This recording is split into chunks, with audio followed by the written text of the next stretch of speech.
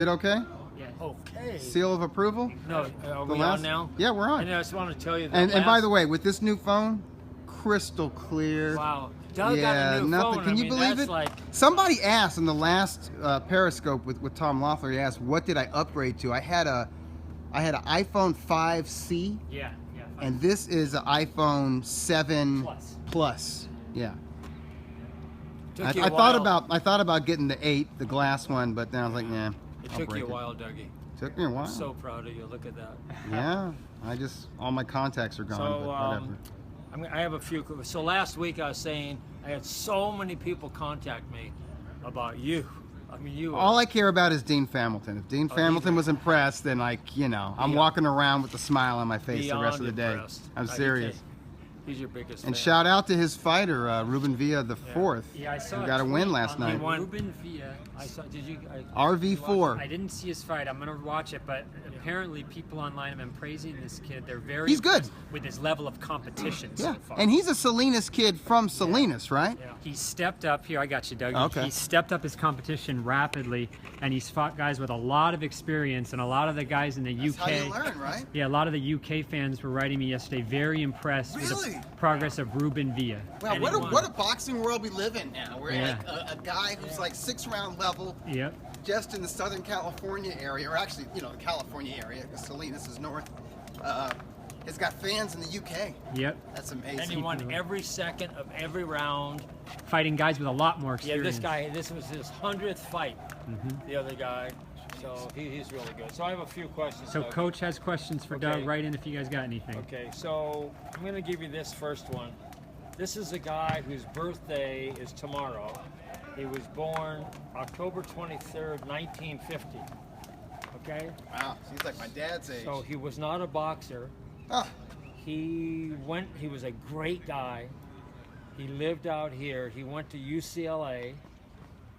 He put on fights for TV. Jay Larkin? You got it. Got it. Great guy. Was he one of the all-time great guys? My all-time favorite network executive. Yeah. Wonderful man. He came up with. He's a great producer. Yeah, but also the Showbox. Yeah. That's his deal. Yeah. And Still going strong. Yeah. Still making Really good, champs. Still okay. giving us a good look at prospects in tough for their first time. Here's another guy who's. He was great with the media too. Oh, Larkin was just a great guy. Yeah. And straightforward. Yeah. But Fun. He was a fun He person. wasn't going to take a lot of crap. Nah, he's a tough guy. Yeah. In a good way. You gotta be. You're right. In a good way. Okay, here's another guy. This guy is a fighter that was one of the all-time. He was an incredible fighter, and he was a welterweight, junior, middleweight. Okay. 147, 154 pounder. And he was born in '67. Okay. He was in a real tough fight, and the announcer Freddie Pacheco accused him of faking it. And he got knocked out. And he went down on a knee. Oh, you're thinking of middleweight, super middleweight. You're talking about Gerald McClellan? Yeah. Joe I've never seen that Nigel Benn fight in its entirety because I don't. You don't want to watch just it. knowing the outcome. It was one of the few fights that I missed at that time because I was way into the super middleweight division, and I loved those British fighters. I was fascinated by Chris Eubank. I was a big Nigel Benn fan. Yeah. Obviously, I was excited about McClellan because he had back-to-back knockouts against Julian Jackson. Yeah. And he looked awesome, stepping up in weight. And he had the frame where you're thinking, oh, you should be at 168, not 160. And I'd always wanted to see McClellan fight Roy Jones Jr. I was thinking, okay, maybe it happens at this weight. There was a lot of politics kind of keeping that fight from happening. But for some reason, I skipped that fight. The ref should I went be out in on a jail. date instead, and then I remember I saw it in the newspaper about McClellan The ref being should in be a in coma jail. or something like The that. referee should be in jail, Dave. Yeah. That was terrible. Yeah, I saw that. Yeah. I never watched it. So I'm sure Pacheco felt really bad about that call. Accusing him of faking it. Because McClellan's not that kind of guy. Whatever. And how many guys are at that stage? Right. Exactly. It's like Yeah. That was a And, weird but it had thing. been a grueling fight. Yeah. Two That was monster weird. punchers. Okay, I got one here. This was October 25th, 1971, in Nagoya, Japan. This guy retained his world bantamweight title. This is 1971. Yeah. And he won by a 14th round KO. Real famous guy, and he knocked out a Japanese guy. This is a bantamweight champ. Yeah. Was it Ruben Olivares? Yeah. Got it, Doug. Okay. Traveling to Japan. And Boy. who did he like? Huh. This one's real. Yeah, I don't know. Okay. I don't know who we fought. Can you say the name? Kanazawa. Okay. I've heard that name, yeah. Yeah, so I never heard of Kanizawa. Okay, so Yeah, here's so- one. Okay, this was October 25th, 1980. And this is for the WBA heavyweight title. This guy retained his title. He went over to South Africa. Uh-huh. He's an American. He Uh-huh. went to South Africa to defend the title, and he won by a 13th round KO. Is it Greg Page? No? WBA. You know who the guy he beat, probably. Yeah, probably Jerry Coetzee. Right. Right, if it's in. Yeah. Yeah. So this guy had WBA. The WBA title holder in 1980? yeah, and he has 3 brothers that fight. Oh, Oh, so it was Weaver. Yeah, Mike Weaver. right. huh. Black Hercules. Yeah, he now works for the post office. Yeah? He's probably still stacked. Oh my God! And, you know, he's a very talented piano player. Oh, I didn't know that. Yeah. Yeah. Okay, so here's one. I saw some social media of that that Hall of Fame. Was it called the West Coast Hall Yeah, of Fame? Or yeah. Yeah, there was yeah. a West Coast. The Weaver triplets Were they there? Yeah. I don't know. I just saw these pictures. Yeah. Of the, like, Was Hey, that next the- year we have to go. Yeah. I mean, that thing's incredible. Wasn't Yeah, it Buster looks Douglas great. there or something? What was that? Buster Douglas was there too? Was he? I don't know. Yeah, I gotta contact them. Yeah. We should have write-ups in But it's Ring all- magazine and It's stuff all like sold that. out. I mean, Yeah. they're totally sold out, but it's well done. Yeah, no, it looked like a Hollywood thing. I No, mean, it's it looked really, like yeah. no, it's really good, and they say, you know, great videos. They don't talk too long, Yeah. like all the others. And the way Yeah. this guy Rick Ferris learned, he used to work for the California Hall of Okay. Fame, but he went to a whole different level. Yeah. It's great. Okay, so this was here's one October 22nd, which is today, 1966. 1966. This guy retained his world lightweight title in Mexico City. One of your What weight class? lightweight, one of your all-time favorites. In Mexico City? Yeah, In 1966. two real famous guys. Okay, so it's the 60s. He's the lightweight champ, 66. and one of my favorite lightweight champs and one of my favorite champions Yeah. from the 60s is Carlos Ortiz. So he was the lightweight champ at the time. The huh? guy he Yes. knocked out just died. Guy he knocked out just passed away. Yeah. Oh, was it Sugar Ramos? Yeah. Right. Cuban, Sugar but Ramos. adopted by Mexico. Yeah. That was Mexico City? Is that a fight? I'm gonna Yeah. go look it up on YouTube. I don't think I've ever seen it. Did they fight twice? Or just once? I don't know. Carlos Ortiz is so underrated, everybody. Yeah. Beat Sugar Ramos, beat Flash Alorde. I think he fought Alorde twice. Beat Uh, Battling beat- Torres. Beat Battling Torres, beat Ismael Laguna. I mean, they had like a 3-fight series. You Laguna know, might have won one of them. He could probably still beat some guys. Nicolino Loci. Well, okay, when I was a grad student at Columbia's journalism school, I would go to Gleason's gym, and at that time he was still skipping rope and jumping up where he was have the rope go under his feet 2 and 3 times. I can't do 2 right now. Let me try it. Hold on. Let me see if I can just do 2 twice. I think. Okay. Wow, you Did I did do it. 2? Yeah. I did Was it too.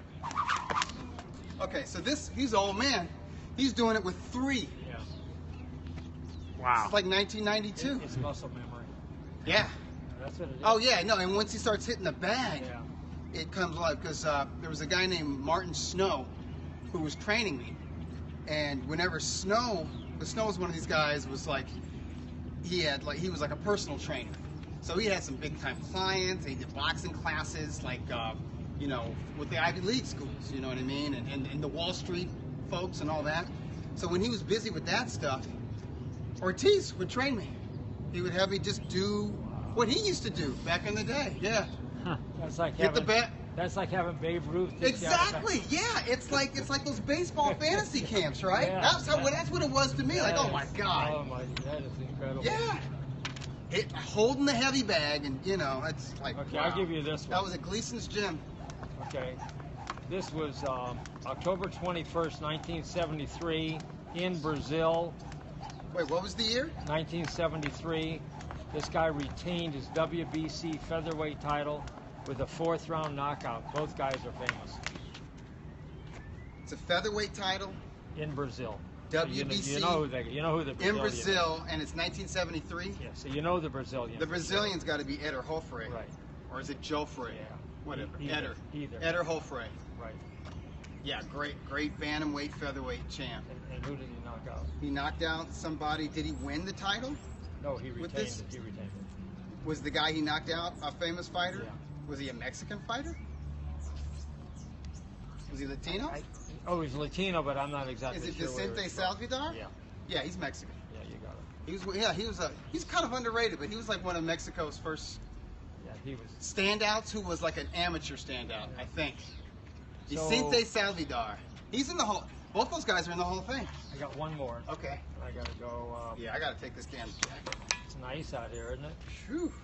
Hey, is Tom Loeffler the best? He is the Man. best. Wow. I mean, he's got Coming All the right, around, whole what's going thing. on? So He's this coming whole around the thing. track see, now. I was a little concerned that it was Golden Boy trying to hold him up, but it's not. They Canelo. want to make it. It's Canelo. Yeah, Canelo being. And I understand it. I get You it. know, I mean, it happens do to too. every actor. They make it. They're a bit player. Everyone's their best friend. Yeah. They get a big role. They don't even know who. They don't know their mother. I can't remember who. I'm sorry. Where did I meet you? How long have we known each other? So, here's my last one. This was October 21st, 1953. This guy wins the vacant world middleweight title. Two famous fighters. They both they both lost to. They both fought a real famous fighter, the same guy. Wait, what year is this? This is 1953. The guy who lost was down in the 9th and 10th round. But Did he go the distance? It was a 15-round decision. 15-round decision. One guy is from. I got it. Okay. Okay, I'm gonna say.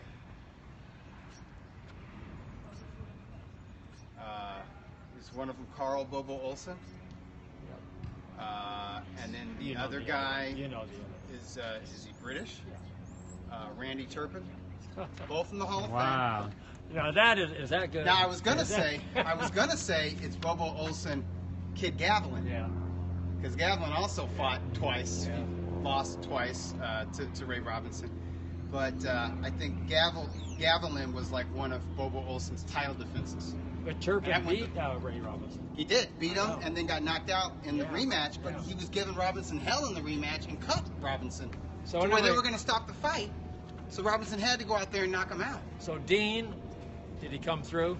That's for you, Dean. Boom. That's one of your all-time greats. You like that? That's real good. That's almost as good as the Royal, but not quite. But that was good. Royal Kobayashi. Anyway, I want a Royal Kobayashi T-shirt, man. Somewhere. I got to go to Japan and just have that made. So tell everyone about safe driving. will you? Man, it's so important.